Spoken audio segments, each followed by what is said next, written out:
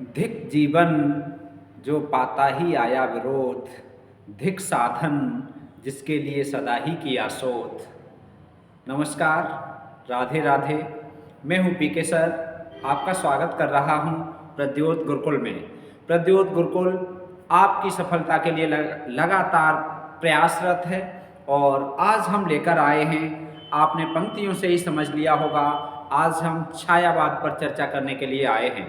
जी हाँ, छायावाद पर चर्चा करने के लिए आए हैं और छायावाद पर गूढ़ ज्ञान प्रश्नोत्तरी लेकर आए हैं।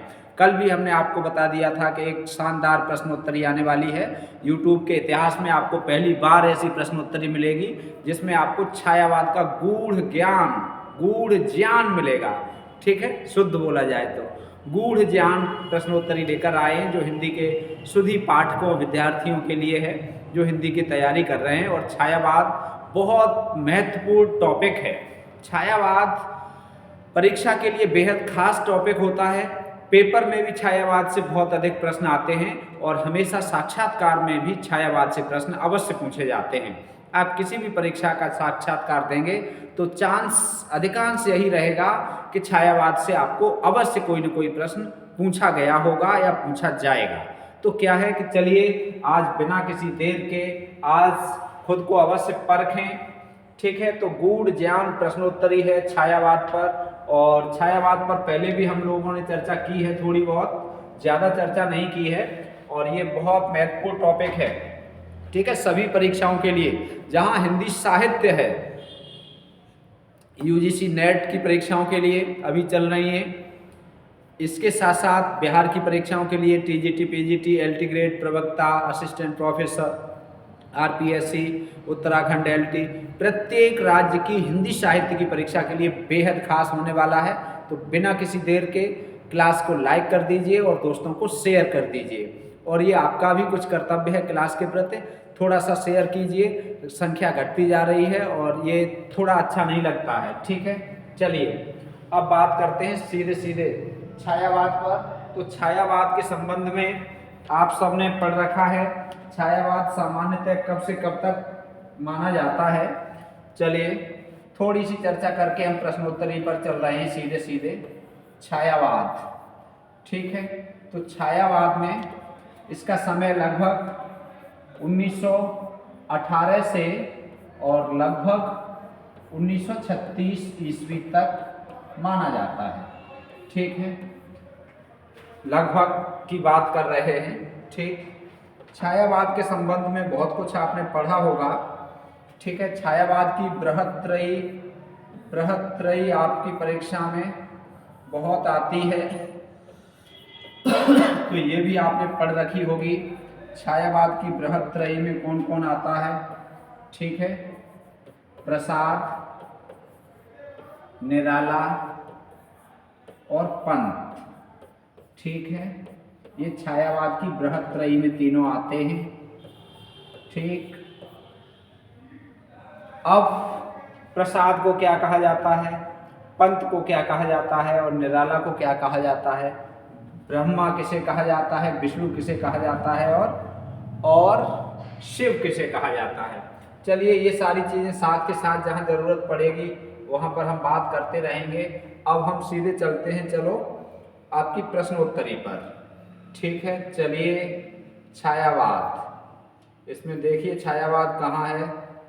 चकेवाद छ आता है हिंदी में, ये देखिए अलंकार, आदिकाल, इशारे वाले प्रश्न, कहानी स्पेशल।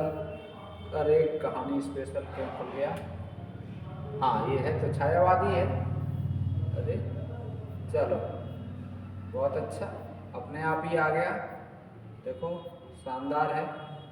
चलो भाई, ये है छायावाद, ये छायावाद। चलो भाई, मच्छर भी आ गए, स्वागत है मच्छर महोदय, आपका भी स्वागत है क्लास में, शुरुआत में ही आ गए हो। इसमें बार बार, पहला प्रश्न है, इसमें बार बार सनातन धर्म और भारतीय संस्कृति की चर्चा की गई है। इसमें बार बार सनातन धर्म और भारतीय संस्कृति की चर्चा की गई है। यह कथन निराला की कविता महाराज शिवाजी का पत्र के संदर्भ में किसने कही? ठीक है, देखो एक तो हमें यहाँ प्रश्न में ही एक नया प्रश्न मिल गया, एक जानकारी मिली कि निराला की कविता महाराज शिवाजी का पत्र। यदि आपसे पूछा जाए कि महाराज शिवाजी का पत्र, ठीक है, किसने लिखा, तो ये महाराज शिवाजी का पत्र जो ये कविता है ये निराला की है। ठीक है, तो एक जानकारी आप यहाँ से प्रश्न से ही नोट कर लेंगे, ये महाराज शिवाजी का पत्र नाम से कविता किसने लिखी है? निराला ने। अब दूसरा प्रश्न से ही दूसरी जानकारी हमें ये मिली कि इसमें बार बार सनातन धर्म और भारतीय संस्कृति की चर्चा की गई है। अब पूछा जाए किसमें, यदि कहा जाए कि ये कथन देखे किसमें, तो आप कहेंगे उत्तर आएगा तो फिर महाराज शिवाजी का पत्र। इस संदर्भ में ये बात किसने कही है? अब विकल्प चलते हैं, दो प्रश्न तो हमें यहीं से मिल गए। कथन वाला प्रश्न है, ठीक है भाई, पुष्पराज जी कल कह रहे थे सर कथन वाले प्रश्न भी लेकर आया करिए बीच बीच में, तो आज कथन वाले प्रश्न भी हैं, आज सभी तरह के प्रश्न हैं और ये प्रश्नोत्तरी मैंने विशेष रूप से तैयार की है। ठीक है, ये हमारी अपनी विशेष प्रश्नोत्तरी है। ठीक, चलिए, ये कहीं प्रश्न आपको न मिलेंगे, न कहीं ढूंढे मिलेंगे, न यूट्यूब पर, न किसी पुस्तक में, कहीं नहीं मिलेंगे। चलिए, रामविलास शर्मा, दूधनाथ सिंह, बच्चन सिंह, रामस्वरूप चतुर्वेदी, बताइए पहले प्रश्न का कौन सा विकल्प सही होगा? ए, बी, सी या डी? बहुत शानदार प्रश्न है, बहुत अच्छा प्रश्न है और ये खाता खोलिए भाई, बौनी कीजिए, शुरुआत कीजिए, आपका विकल्प कौन सा सही है? ए सही है कि बी सही है? बताइए, सी सही है कि डी सही है? बताओ, बहुत शानदार प्रश्न है, बहुत अच्छा प्रश्न है। ठीक है, छायावाद के संबंध में,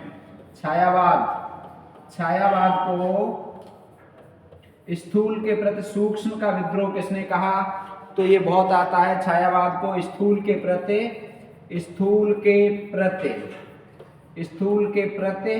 सूक्ष्म का विद्रोह। ठीक है, जो परीक्षा में आने वाले तथ्य हैं उन्हें हम चर्चा करते रहेंगे। स्थूल के प्रति सूक्ष्म का विद्रोह किसने कहा है? डॉक्टर नगेंद्र ने। ठीक है, डॉक्टर नगेंद्र ने। ठीक है, ये जानकारी आप याद रखेंगे, नोट कर लेंगे। ठीक, बहुत महत्वपूर्ण है, याद रखेंगे ये। ठीक है, जो तथ्य हम आपको लिखाते चले वो भी आप तैयार रखेंगे, प्रश्नोत्तरी आपको इसकी पीडीएफ भी मिल जाएगी। ठीक है, तो चलिए, पहले प्रश्न का बी विकल्प सही है, बी विकल्प सही है, दूधनाथ सिंह। ये कथन है दूधनाथ सिंह का और दूधनाथ सिंह ने कहा है कि इसमें बार बार सनातन धर्म और भारतीय संस्कृति की चर्चा की गई है, सनातन धर्म की, ठीक है, और भारतीय संस्कृति की चर्चा की गई है। कौन से ग्रंथ में, कौन सी कविता में? महाराज शिवाजी का पत्र। इसमें किनकी है ये? निराला की। निराला की इस कविता के संदर्भ में ये कथन है दूधनाथ सिंह का। बी विकल्प सही है, बहुत शानदार, बहुत अच्छा। चलिए भाई, बहुत अच्छा। एक तो आपको ये प्रश्न मिला, एक आपको ये प्रश्न मिला, एक जानकारी ये मिली और एक ये मिली। इस प्रश्न से आपको हमने 4 तथ्य अवगत करा दिए। चलो, अब दूसरा प्रश्न देखते हैं। धारा, बहुत शानदार। चलिए, धारा कविता के रचनाकार कौन है? बताओ। निराला, पंत, प्रसाद, महादेवी। धारा के रचनाकार कौन है? ठीक है, यहाँ हम कुछ कविताएं आपको और नोट कराए दे रहे हैं। तुलसीदास, ये परीक्षा में बहुत पूछी जाती है, तो तुलसीदास कविता के कौन है? निराला जी। रचयिता कौन है? निराला जी। ठीक है, सरोज स्मृति, नोट रखेंगे, सरोज स्मृति के रचनाकार कौन है? निराला जी। ठीक है, नोट रखेंगे, बहुत बढ़िया। कुकुरमुत्ता, ठीक है, कुकुरमुत्ता, ठीक, इस कविता के रचनाकार कौन है? निराला है। 3 रचनाएं हमने यहाँ पर आपको अभी लिखा दी। आगे प्रश्नों के साथ साथ हम आपको इम्पोर्टेंट तथ्य साथ के साथ देते रहेंगे। ये है इम्पोर्टेंट, ठीक है, परीक्षा के लिए। अब धारा कविता के रचनाकार कौन है? इतनी देर में आपने विचार कर लिया होगा और दूसरे प्रश्न का लॉक किया जाए। कौन सा? बताओ। डी, सी, ए, बी, कौन सा? बताओ, कौन सा लॉक कर दें? बताइए। तो सीधे सीधे लॉक करे दे रहे हैं ए विकल्प। ये धारा कविता किसकी है? निराला जी की है। ठीक है, धारा कविता के रचनाकार कौन है? निराला। तो ए विकल्प सही है, दूसरे प्रश्न का ए विकल्प सही है। धारा कविता के रचनाकार निराला, बहुत प्रसिद्ध रचना है, कविता। आज बस ऐसे ही पढ़ने को मिलेगा आपको, आज शानदार मिलेगा और कहीं नहीं मिलेगा। ठीक है, चलिए प्रयास कीजिए, आज 100 लोग तो जुड़ने ही चाहिए। ठीक है, आपका ये काम है, आज 100 लोग जोड़ लो, 100 लोग कम से कम। ठीक है, 100 लोग, 100 की गिनती कई दिन हो गए, 100 तक नहीं पहुंच रहे हैं। ठीक है, संख्या घटती चली जा रही है, तो आपका ये उत्तरदायित्व है, आज संख्या 100 हो जानी चाहिए। और कंटेंट हम आपको बता रहे हैं, नो यूट्यूब, कहीं यूट्यूब पर नहीं मिलेगा। ठीक है, यदि कहीं मिल जाए तो आप कमेंट करके हमें बता देना कि हमें ऐसा कंटेंट मिल गया कहीं। ठीक है, तो आज की प्रश्नोत्तरी बेहद खास है। चलिए अभी न होगा मेरा अंत पंक्ति के रचनाकार कौन है? बताइए, प्रसाद, बच्चन, निराला, पंत। बताओ, तीसरा प्रश्न है। तीसरा प्रश्न है, अभी न होगा मेरा अंत, अभी न होगा मेरा अंत, इस पंक्ति के रचनाकार कौन है? ठीक है, एक बात और आप याद रखेंगे, छायावाद के चारों कवियों को जन्म तिथि के अनुसार आप याद रखेंगे। ठीक है, इस प्रश्न के साथ हम ये जानकारी दे रहे हैं आपको, छायावाद के चारों कवि, तो सबसे पहले किनका नाम आएगा? प्रसाद जी का। दूसरे नंबर पर किसका नाम आएगा? निराला का आएगा। ठीक है, तीसरे नंबर पर किसका नाम आएगा? तीसरे स्थान पर पंत जी का आएगा। और चौथे स्थान पर किसका आएगा? महादेवी वर्मा जी का।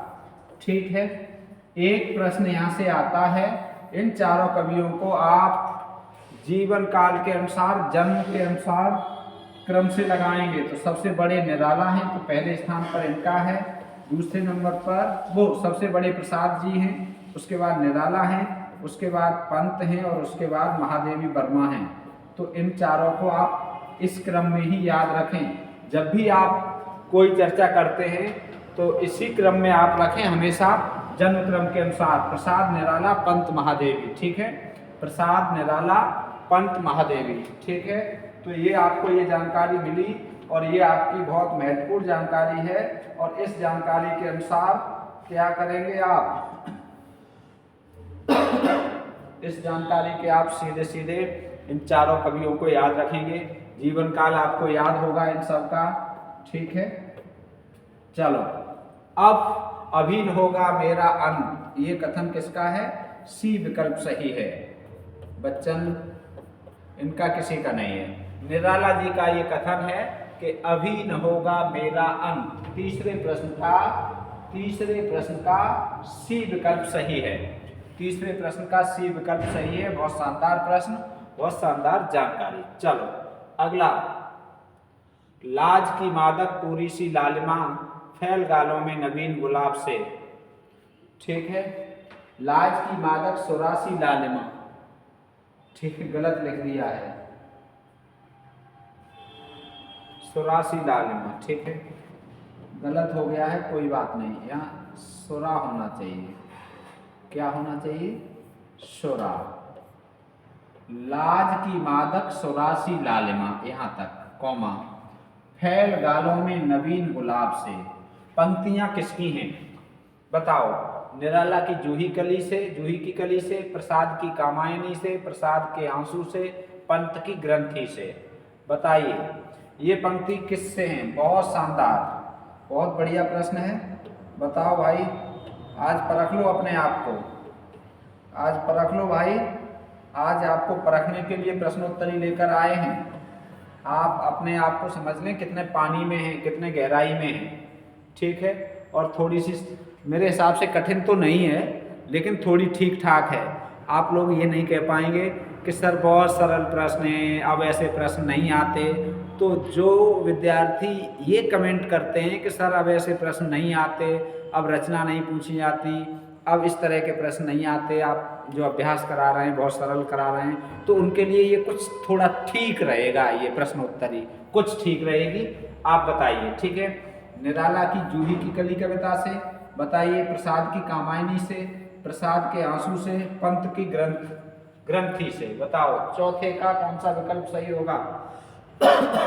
जूही की कली, जूही की कली हिंदी की पहली, यहाँ महत्वपूर्ण जानकारी आप ये नोट कर लें, जूही की कली, जूही की कली, ठीक है, हिंदी की पहली प्रथम कैसी है? छंद मुक्त कविता मानी जाती है, छंद मुक्त कविता, ठीक है, निराला की है, छंद मुक्त कविता है, बहुत विवादित रही, अश्लीलता का आरोप लगाया, किसने लगाया अश्लीलता का आरोप? इस पर अश्लीलता का आरोप लगाया आचार्य महावीर प्रसाद द्विवेदी ने, और सरस्वती पत्रिका में छापने से इनकार कर दिया। सरस्वती पत्रिका में नहीं छपी, फिर कौन से में छपी? बताओ, मतवाला में, सरस्वती पत्रिका में नहीं छपी ये। चलो, तो इसमें डी विकल्प सही है। ये पंक्तियां हैं पंत की ग्रंथि से, ठीक है, पंत के ग्रंथि जो ग्रंथ है उससे ये पंक्तियां ली गई हैं। कौन सी? लाज की मादक सुरासी लालिमा, फैल गालों में नवीन गुलाब से, ठीक है। तो बहुत शानदार पंक्तियां हैं और पंत की ग्रंथि से हैं। 3 प्रश्न ये भी मिल गए। प्रसाद की कामायनी है, निराला की जूही की कली है, प्रसाद का आंसू है। चलो अब बढ़ते हैं 5वें प्रश्न की ओर। चलो भाई चलो। मुखर प्रिय होले बोल, मुखर प्रिय होले बोल गीत महादेवी वर्मा के किस ग्रंथ में संकलित है? बताओ। एक तो महत्वपूर्ण बात ये कि मुखर प्रिय होले बोल, ठीक है, ये गीत किसका है? यदि गीत ये किसका है तो ये गीत है महादेवी वर्मा का, ठीक है। मुखर प्रिय होले बोल यदि पूछा जाएगा तो आप क्या बताएंगे, किनका है ये? महादेवी वर्मा का, ठीक है। अब हम पूछ रहे हैं कि ये ग्रंथ कौन से ग्रंथ में संकलित है? ये गीत जो है नीरजा में है, रश्मि में है, निहार में है या सांद गीत में है? चारों ही रचनाएं महादेवी वर्मा की हैं। मैं नीर भरी दुख की बदली, मैं नीर भरी दुख की बदली, इतिहास यही है मेरा, उमड़ी कल थी मिट आज चली, मैं नीर भरी दुख की बदली। नीर भरी दुख की बदली कौन है? कौन है? महादेवी वर्मा। मैं नीर भरी दुख की बदली, तो दुख की बदली महादेवी वर्मा है और ये महादेवी वर्मा का ही ये गीत है, ठीक है। मैं नीर भरी दुख की बदली, परिचय इतना इतिहास यही, यही परिचय है, ठीक है। बहुत आती हैं ये पंक्तियां, ठीक। मैं नीर भरी दुख की बदली, मैं नीर भरी दुख की बदली, ठीक। परिचय इतना, परिचय इतना, इतिहास यही, इतिहास यही, परिचय इतना, इतिहास यही, उमड़ी कल थी, उमड़ी कल थी मिट आज चली, मिट आज चली। ये पंक्तियां आप याद रखेंगे, ठीक है, ये नोट कर लेंगे। तो ये नीरजा, रश्मि, निहार, सांद गीत, तो ये नीरजा से है, ठीक है। ये वाला गीत कैसे है? नीरजा से। चलो भाई, इनका रचना काल बता सकते हैं आप, ठीक है। चलो, रामविलास शर्मा के अनुसार निराला की प्रथम प्रकाशित कृति कौन सी है? बताओ। रामविलास शर्मा के अनुसार निराला की प्रथम प्रकाशित कृति कौन सी है?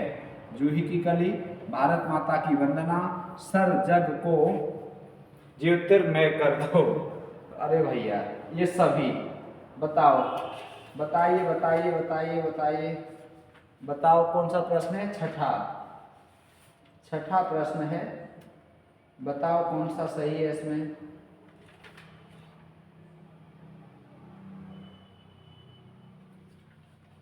बताओ। रामविलास शर्मा के अनुसार, रामविलास शर्मा के अनुसार निराला की प्रथम प्रकाशित कृति कौन सी है?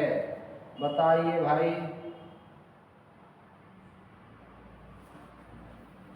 बताइए। चलो चलो भाई, अब हम ये बस इतना है, जग को ज्योतिर्मय कर दो। रामविलास शर्मा के अनुसार निराला की प्रथम कृति जूही की कली, भारत माता की वंदना, जग को ज्योतिर्मय कर दो, ये सभी।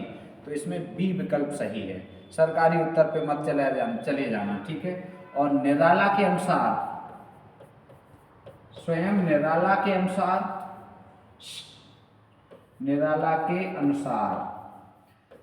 निराला के अनुसार उनकी पहली रचना कौन सी है? जूही की कली, ठीक है। और रामविलास शर्मा ने कौन सी मानी है? वो मानी है भारत माता की वंदना, ठीक है।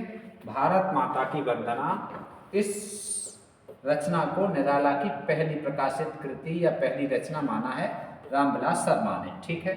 छठे प्रश्न का बी विकल्प सही हो गया। अब देखो सातवां, निराला की कविता रेखा का संबंध किससे है? बताओ बताओ भाई, वाह वाह, वेरी इंपॉर्टेंट, वाह। सातवां, निराला की कविता रेखा का संबंध किससे है? बताओ, रेखा का संबंध किससे है? प्रेम से है, प्रकृति से है, अध्यात्म से है या इतिहास से है? काहे की रेखा है ये? प्रेम की रेखा है कि प्रकृति की रेखा है कि अध्यात्म की रेखा है या इतिहास की रेखा है?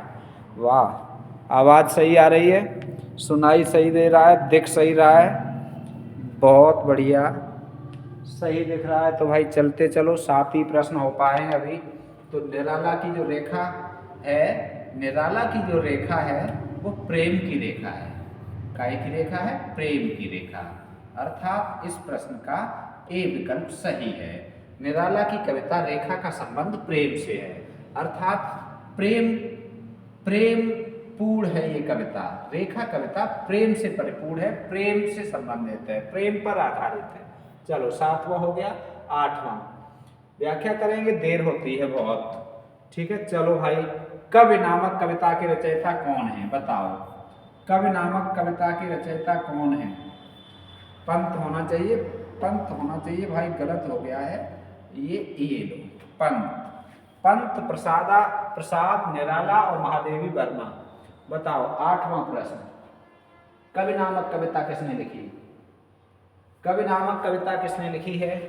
कवि नामक कविता बताइए भाई, महत्वपूर्ण कविता है। कवि नामक कविता किसने लिखी है? तो कवि नामक कविता निराला जी ने लिखी है, ठीक है। कौन सा प्रश्न सही हो गया? विकल्प सही हो गया। उत्तर इसका 8वें प्रश्न का कवि नामक कविता के लेखक हो गए, रचयिता हो गए निराला जी, ठीक है। चलो भाई 8वां हो गया। अब चलते हैं 9वां,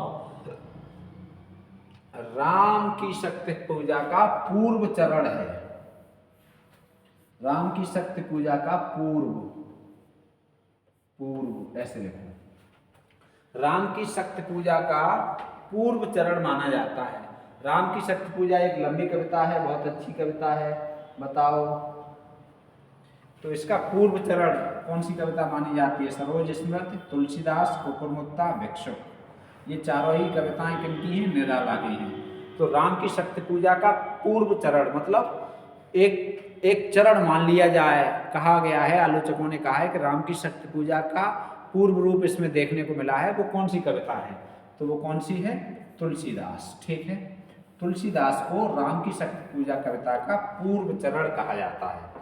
चलिए भाई 9वां हो गया।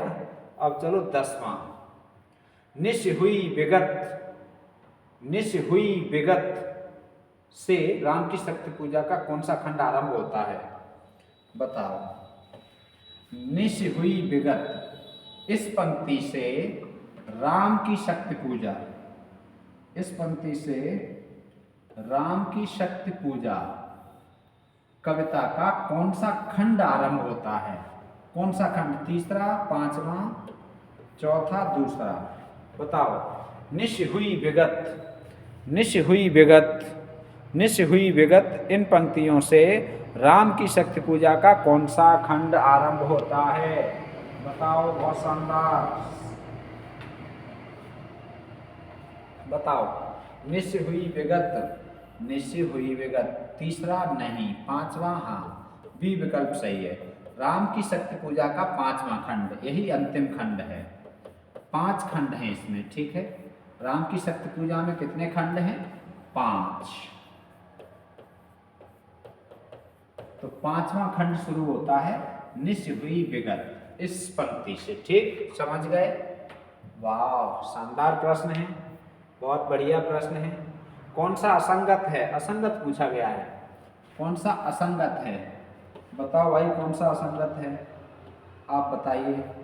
पल्लव संयोग पक्ष का वर्णन, परिवर्तन जीवन का शाश्वत सत्य, नौका विहार अनुभूति कल्पना का मिश्रण, युगांत छायावाद के अंत का घोषणा पत्र।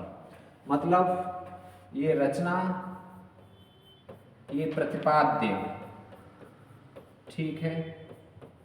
बताओ रचना और प्रतिपाद्य के संबंध में कौन सा असंगत है? बताओ, बहुत शानदार प्रश्न है, बहुत बढ़िया प्रश्न है। पल्लव में संयोग पक्ष का, प्रेम के संयोग पक्ष का वर्णन किया गया है। परिवर्तन जीवन का शाश्वत सत्य बताया गया है इस कविता में। नौका विहार कविता में अनुभूति और कल्पना का मिश्रण प्रस्तुत किया गया है। युगांत कविता में छायावाद के अंत का घोषणा पत्र है, अर्थात युगांत कविता को छायावाद के अंत का घोषणा पत्र कहा जाता है। और छायावाद की प्रयोगशाला ये आया था TGT 2009 वाले में, छायावाद की प्रयोगशाला। तो छायावाद की प्रयोगशाला किसे कहा जाता है? छायावाद की प्रयोगशाला कहा जाता है झरना को। झरना 1918, किनका? प्रसाद जी का, ठीक है, छायावाद की प्रयोगशाला। तो इसमें ए विकल्प ये उत्तर सही हो जाएगा। पल्लव में संयोग पक्ष का वर्णन नहीं है। पल्लव में संयोग पक्ष का वर्णन नहीं है। तो पल्लव में काय का है, ये संयोग हटा दो, संयोग का नहीं है तो फिर काय का होगा? वियोग का वर्णन। पल्लव में काय का वर्णन है? वियोग का। प्रेम के वियोग पक्ष का वर्णन है पल्लव में, बहुत महत्वपूर्ण। और गुंजन में प्रेम के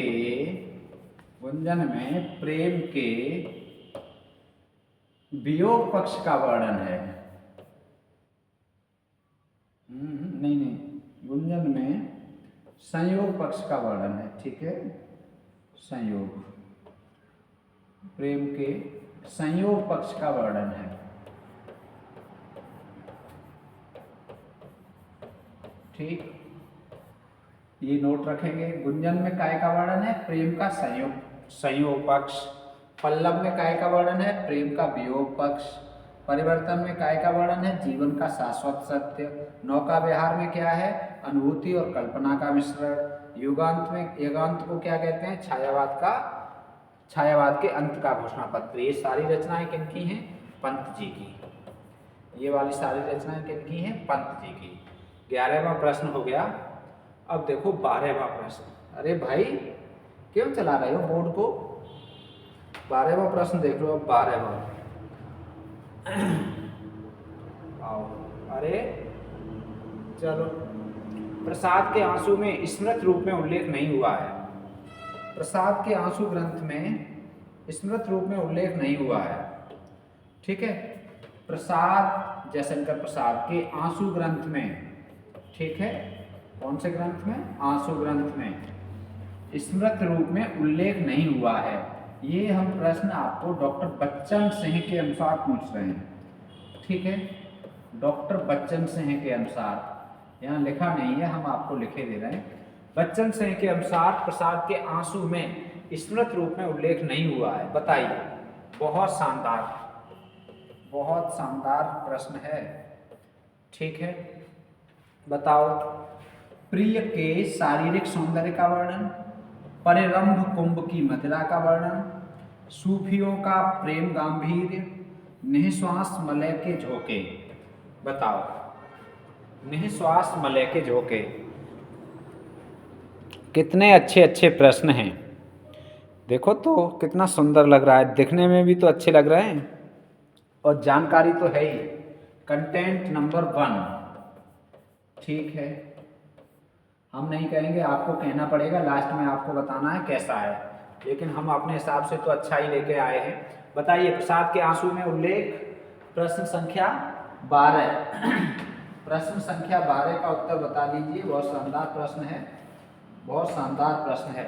तो इसमें सूफियों का सा प्रेम गंभीर नहीं है, ठीक है। ये बच्चन सिंह के अनुसार, बच्चन सिंह, अन्य आलोचकों ने तो माना है, अन्य आलोचकों ने तो माना है कि इसमें सूफियों का सा प्रेम गंभीर है, लेकिन बच्चन सिंह इस बात पर खेद प्रकट करते हैं कि इस बात का खेद है कि आलोचकों ने कैसे कह दिया कि सूफियों जैसा गंभीर है। इसमें सूफियों जैसा गंभीर नहीं है, इसमें कैशोर्य प्रेम है, इसमें उथलता बताई है किसने? बच्चन सिंह ने, ठीक है। तो प्रिय के शारीरिक सौंदर्य का वर्णन स्मृत रूप में हुआ है, परिरंभ कुंभ की मदिरा का वर्णन स्मृत रूप में हुआ है, और निःश्वास मलय के झोंकों का वर्णन स्मृत रूप में हुआ है। इसका वर्णन स्मृत रूप में नहीं हुआ है, ठीक है। बहुत शानदार। चलो अब चलते हैं 13वां प्रश्न। 13वां प्रश्न, कौन सा निराला का प्रेम गीत नहीं है? बताइए, प्रेम गीत नहीं है। अरे भाई, छायावाद तो आपने पढ़ रखा है, छायावाद के तो आप महारथी हैं, वैसे भी हिंदी के ही महारथी हैं, सब हिंदी के महारथी हैं भाई, बड़े बड़े। और कुछ विद्यार्थी तो ऐसे हैं वो इसीलिए नहीं पढ़ते, करे ये तो सब मुझे आता ही है, कुछ नया नहीं है। अभी कुछ दिन हमने आपको थोड़ी सी प्रश्नोत्तरी कराई, अभ्यास हमने बताया था, इसलिए हम करा रहे हैं कि पेपर में जो आते हैं अब हम कठिन कठिन या कुछ नया ही पढ़ाते रहें, और पेपर में तो वैसा भी आएगा जो पहले का पढ़ाया हुआ या सरल है, तो सरल भी तो पढ़ाना है। अब सरल पढ़ाएं तो आप कहते हो नहीं सर, नहीं ये हमारे लेवल का नहीं है, ये तो बहुत कम लेवल का है, अब तो ऊंचा लेवल हो गया है। और थोड़ा सा अच्छा प्रश्न आ जाए, अरे ये तो बहुत ऊंचा लेवल है, हमारा लेवल बहुत नीचा है।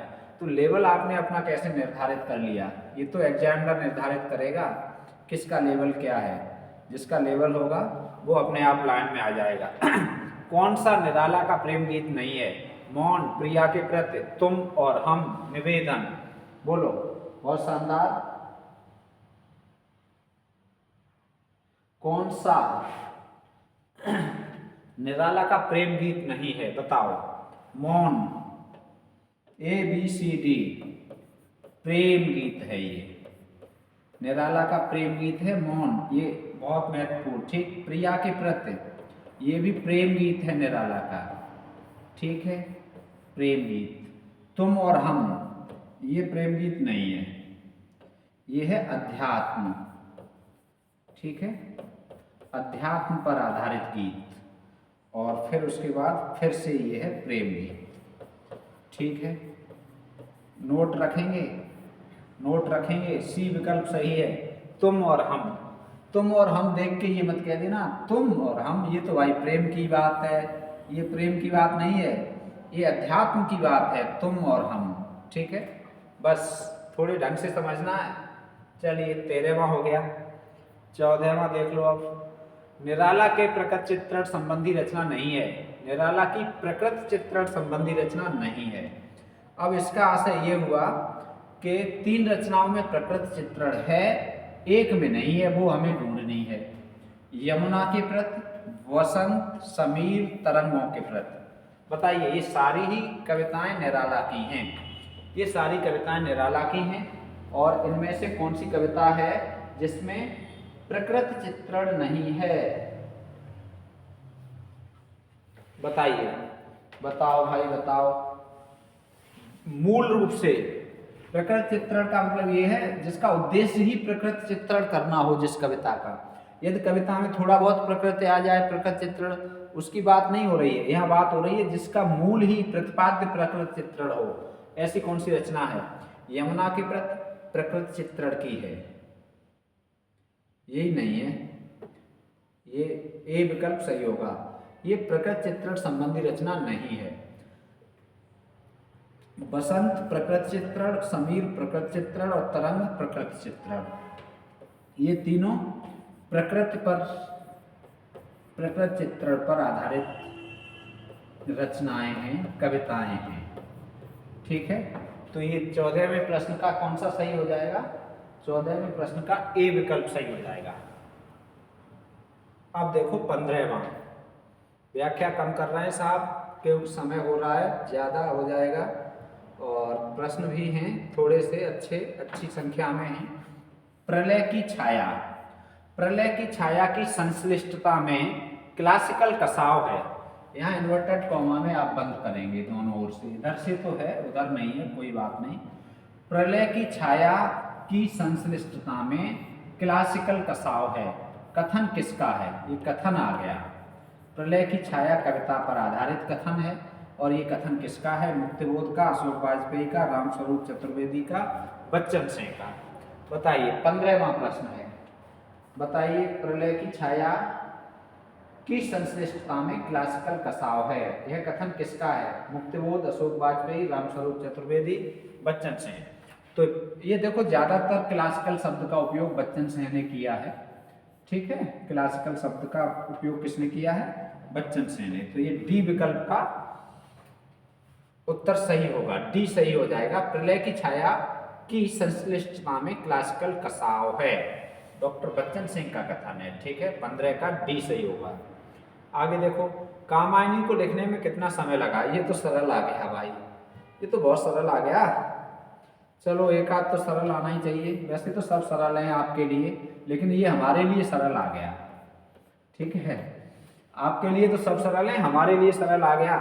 3 वर्ष, 7 वर्ष, 5 वर्ष, 11 वर्ष। तो कामायनी को लिखने में समय लगा था 7 वर्ष का। ठीक है, 1928 में चिंता सर्व प्रकाशित हुआ था।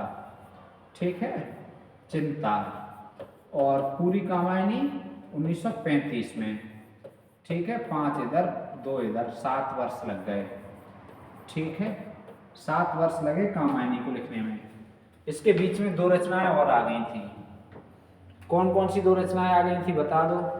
कामायनी को लिखने के बीच में 2 रचनाएं और आ गई प्रसाद की, वो कौन कौन सी थी?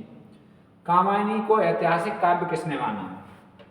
बताओ भाई, वाओ। कामायनी को ऐतिहासिक काव्य किसने माना? बच्चन सिंह, नगेंद्र, रामचंद्र शुक्ल, दूधनाथ सिंह। शानदार प्रश्न है भाई, दिल खुश हो गया आज तो, बहुत बढ़िया प्रश्न है। कामायनी को ऐतिहासिक काव्य किसने माना? कामायनी को ऐतिहासिक काव्य किसने माना? कामायनी को ऐतिहासिक काव्य किसने माना? बताइए बताइए भाई, बताइए। तो कामायनी को ऐतिहासिक काव्य माना है डॉक्टर नगेंद्र जी ने। किसने माना है? डॉक्टर नगेंद्र। बी विकल्प सही हो जाएगा, डॉक्टर नगेंद्र जी ने कामायनी को मूलतः ऐतिहासिक माना है। ठीक है, चलो अगला, सुमेलित कीजिए।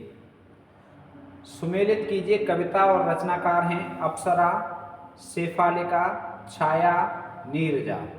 ये तो बच्चा बच्चा जाने है कि नीरजा किनकी है, इसमें तो कोई दिमाग लड़ाने की जरूरत नहीं है। नीरजा किनकी है? तो नीरजा है महादेवी वर्मा जी की। ठीक है, अब द का दूसरा, अब द का दूसरा अर्थात ये तो दोनों गलत हो गए, यहाँ द का दूसरा है, यहाँ द का दूसरा है। अब इनमें देख लो। ठीक है, अब इनमें देख लो, अब द के दूसरे के बाद अब इसमें देखो कौन सा हो जाएगा। चलिए भाई,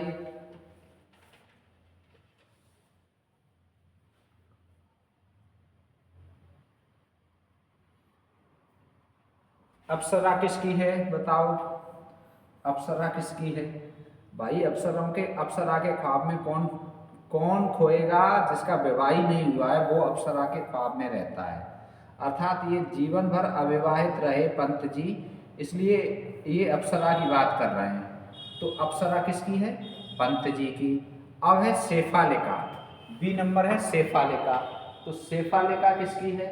शेफालिका ये है निराला की। ठीक है, निराला। अब छाया किसकी है? छाया सीधे सीधे प्रसाद की है। अब सही कैसे होगा? 4 फिर 1 फिर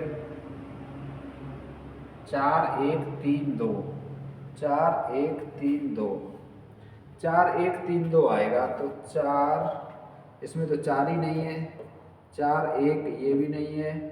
अच्छा ये गलत लिख गया है, चौथा पहला दूसरा चौथा, ये गलत लिख गए हैं ऑप्शन।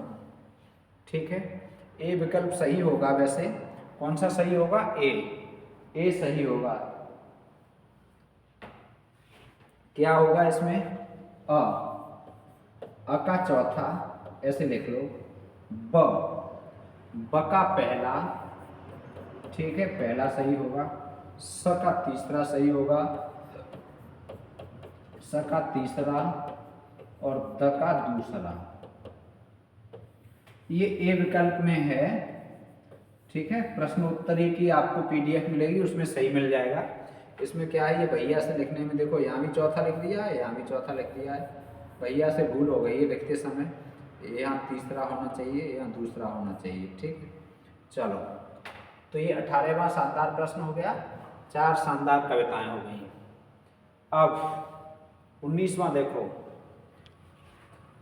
दुख के पढ़ छू बहते झरझर, बहते झरझर, कड़ कड़ से आंसू के निर्झर, हो उठता जीवन मृद उर्वर। पंक्तियां किसकी हैं? बताइए भाई, कितनी अच्छी पंक्तियां हैं। दुख के पद छू, पद लिख दिया है, पद है, दुख के पद छू। दुख के पद छू बहते झरझर, कड़ कड़ से आंसू के निर्झर, हो उठता जीवन मृद उर्वर। पंक्तियां किसकी हैं? प्रसाद की हैं, पंत की हैं, निराला की हैं, महादेवी वर्मा की हैं? बताइए बताइए। अब देखो यहाँ झरझर आ रहा है, यहाँ निर्झर आ रहा है, यहाँ उर्वर आ रहा है, यहाँ आंसू आ रहा है। कहाँ से पता लगाओगे? यहाँ दुख आ रहा है, बताओ, अब बताओ। निराला, पंत, प्रसाद, महादेवी। दुख के पद छू बहते झरझर, कड़ कड़ में आंसू के निर्झर, हो उठता जीवन मृद उर्वर। बहुत शानदार, विचार कर लो, 5 सेकंड का समय है आपके पास। आज तो समय हम देंगे आपको 5 सेकंड का इस प्रश्न पर। चलिए बताइए, निराला, पंत, प्रसाद, महादेवी वर्मा, कौन सही है? निराला ने कहा है ये? मेरे हिसाब से तो नहीं कहा। पंत ने कहा है? मेरे हिसाब से तो इन्होंने भी नहीं कहा है। अब भले ही यहाँ आंसू आ रहा है, तो मेरे हिसाब से तो प्रसाद ने आंसू में भी ऐसा नहीं कहा है। महादेवी वर्मा के भी तो आंसू आ रहे थे। महादेवी वर्मा आधुनिक युग की मीरा, आधुनिक युग की मीरा, फर्रुखाबाद में जन्म हुआ था, आधुनिक युग की मीरा। ठीक है, चलो 20वां देखो, अर्ध विवृत जघनों, घ है, घ, ध नहीं है, ध नहीं है, घ है, घ। अर्ध विवृत जघनों पर तरुण सत्य के सिर धर, लेटी थी वह दामिन सी रुचि गौर कलेवर। बताओ पंक्तियां किस ग्रंथ से हैं? ग्रंथ का नाम पूछा गया है, कामायनी, गीतिका, स्वर्णकिरण, नीहार। बहुत शानदार, बहुत अच्छा। अर्ध विवृत जघनों पर तरुण सत्य के सिर धर, लेटी थी वह दामिनी सी रुचि गौर कलेवर। पंक्तियां किस ग्रंथ से हैं? कामायनी, गीतिका, स्वर्णकिरण, नीहार।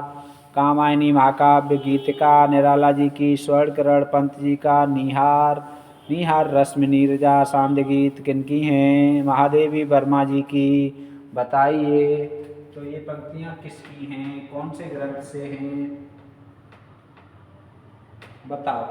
तो ये पंक्तियां हैं, ये पंक्तियां हैं नीहार, महादेवी।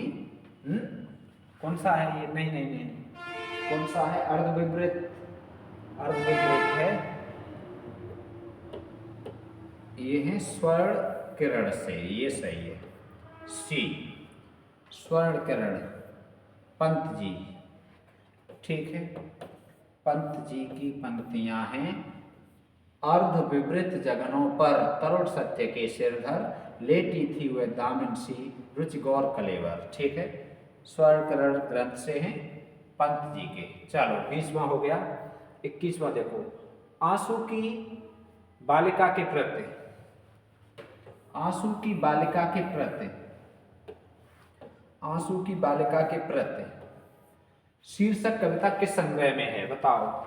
ये कविता का शीर्षक है आंसू की बालिका के प्रति। ये किस संग्रह में है? बताओ।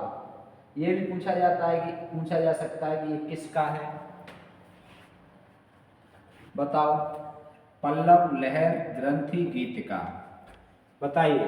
आंसू की बालिका के प्रति शीर्षक कविता किस संग्रह में है? तो ये है पल्लव में। ठीक है, पल्लव, सुमित्रानंदन पंत। ए विकल्प सही है। बहुत शानदार।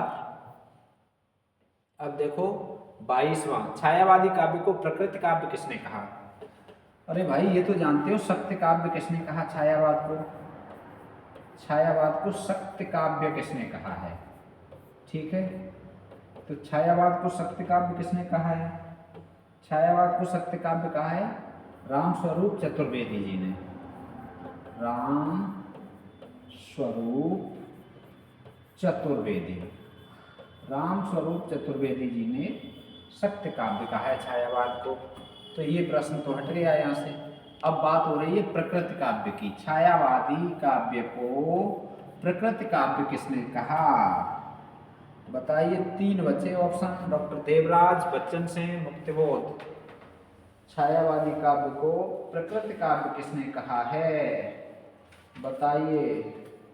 तो इसका सही उत्तर होगा ए विकल्प, डॉक्टर देवराज। किसने कहा है?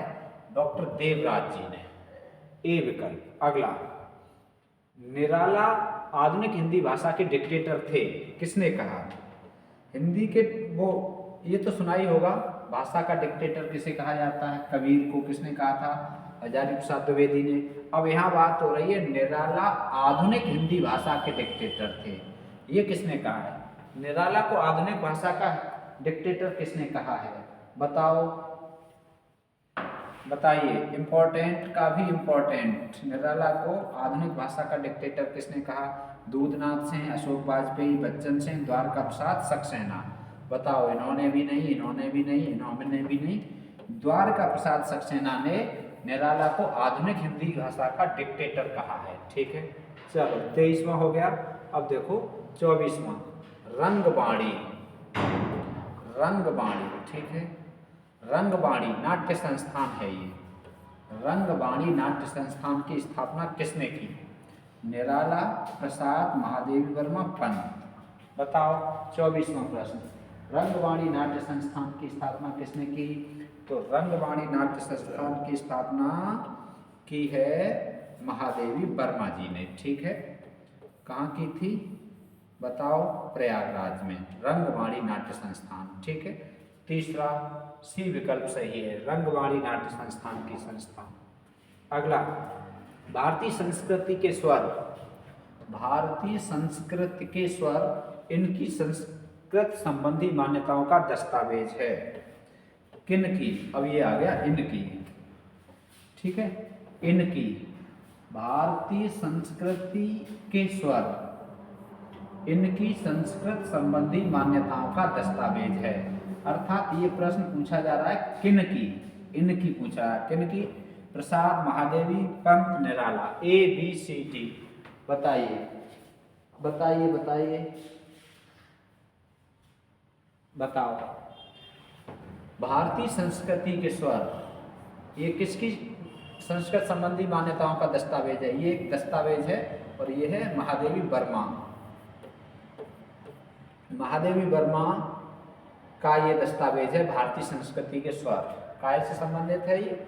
संस्कृत संबंधी मान्यताएं, संस्कृति संबंधी मान्यताएं। में विरह प्रणय का मधुर मोल, पीड़ा आंसू में घोल घोल, पंक्तियों के रचनाकार कौन हैं? बताइए। इन पंक्तियों के रचनाकार कौन है? में विरह प्रणय का मधुर मोल, पीड़ा आंसू में घोल घोल, पंक्तियों के रचनाकार कौन है? बताओ। बताइए बताओ। ये बताइए भाई, ये बताइए भाई। बहुत अच्छा अच्छा अच्छा वाला प्रश्न है। अच्छे अच्छे प्रश्न हैं आज, अच्छे के भी अच्छे, अच्छों के भी अच्छे। मैं विरह प्रणय का मधुर मोल, पीड़ा आंसू में घोल घोल। मैं विरह प्रणय का मधुर मोल, पीड़ा आंसू में घोल घोल। किनका है? महादेवी वर्मा, जनार्दन झा द्विज, पंत, मोहन लाल महतो वियोगी। बताइए ये पंक्तियाँ किसकी हैं? तो ये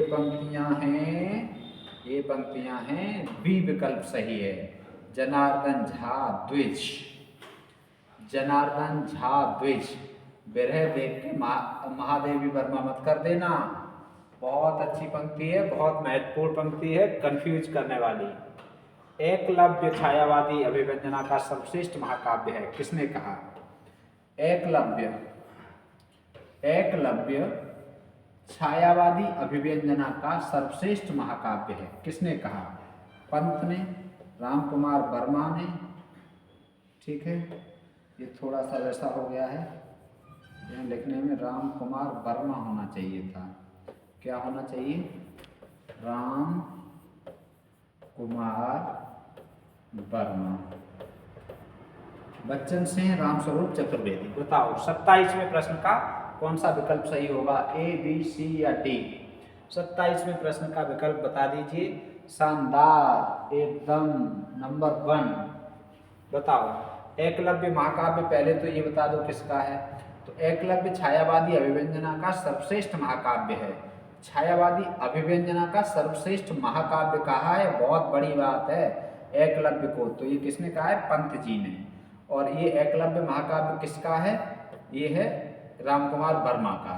इसके रचयिता कौन है? रामकुमार वर्मा। ठीक है, रचयिता कौन है? रामकुमार वर्मा जी। ठीक है, और कहा किसने है ये? तो कहा है पंत जी ने। छायावादी अभिव्यंजना का सर्वश्रेष्ठ महाकाव्य। अगला 28वां, प्रगतिशील कविता का मॉडल। वाह, प्रगतिशील कविता का मॉडल। प्रगतिशील कविता का मॉडल किस कविता को किसने कहा? अब दो प्रश्न यहाँ बन रहे हैं, कौन सी कविता को कहा गया है और किसने कहा है। किस कविता को किसने कहा? कुकुरमुत्ता कविता को प्रभाकर माचवे ने, विधवा कविता को नंद किशोर नवल ने, तोड़ती पत्थर कविता को बच्चन सिंह लिख लो, बादल राग कविता को दूधनाथ सिंह। बताओ 28वां प्रश्न, बहुत शानदार।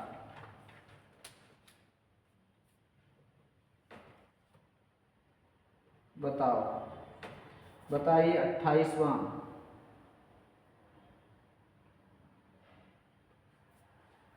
ठीक है, यहाँ पर क्या बताया हमने?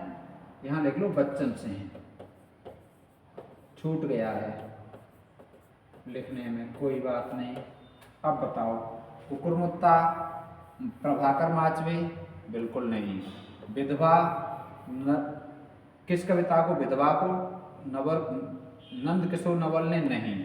तोड़ती पत्थर कविता को प्रगतिशील कविता का मॉडल कहा है। ये पूछा जा सकता है, प्रगतिशील कविता का मॉडल कौन सी कविता को कहा?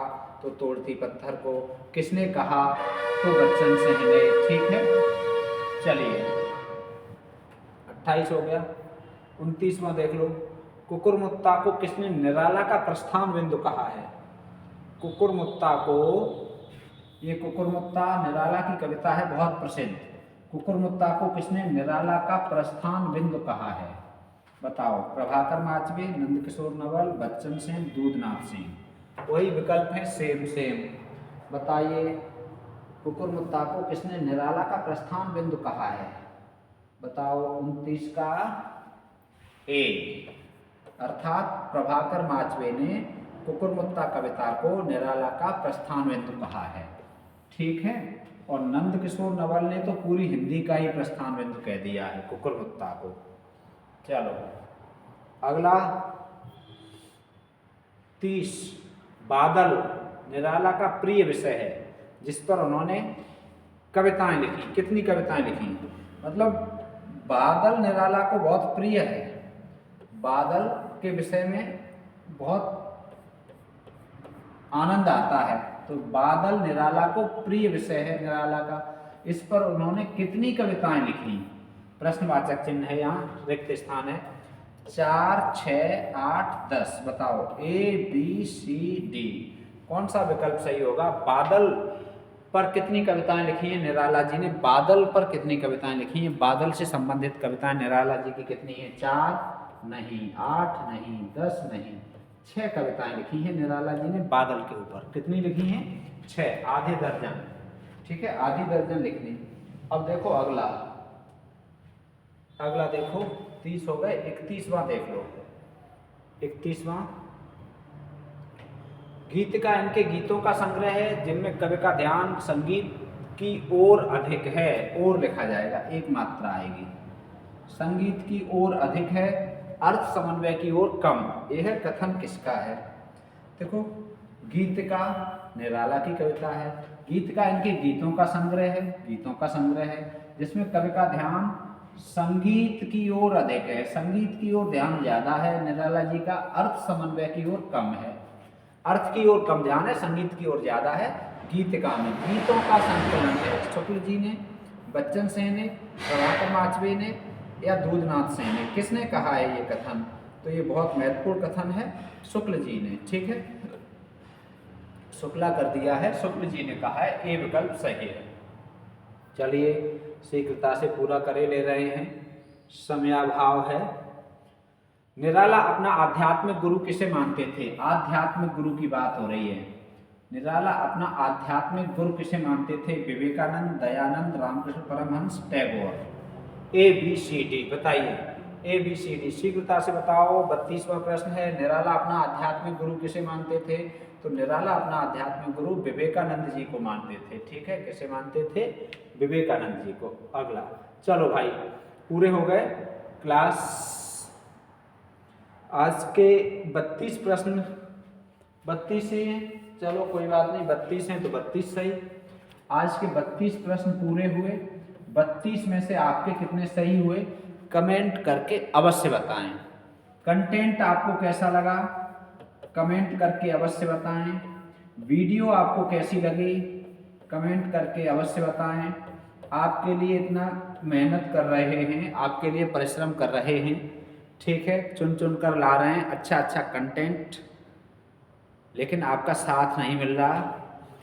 100+ बहुत बार हो जाते थे, लेकिन अब कई दिन से 100 तक नहीं पहुंच पा रहे हैं। तो आप भाई थोड़ा ध्यान दीजिए। 100 के बाद हम आपसे ये नहीं कहेंगे कि आप 500 करोगे, 1000 करो, फिर कोई दिक्कत नहीं। आप 100+ तक हो जाया करिए, इतना शेयर कर लिया करिए या इतना लोगों को जोड़ लिया करिए, ठीक है।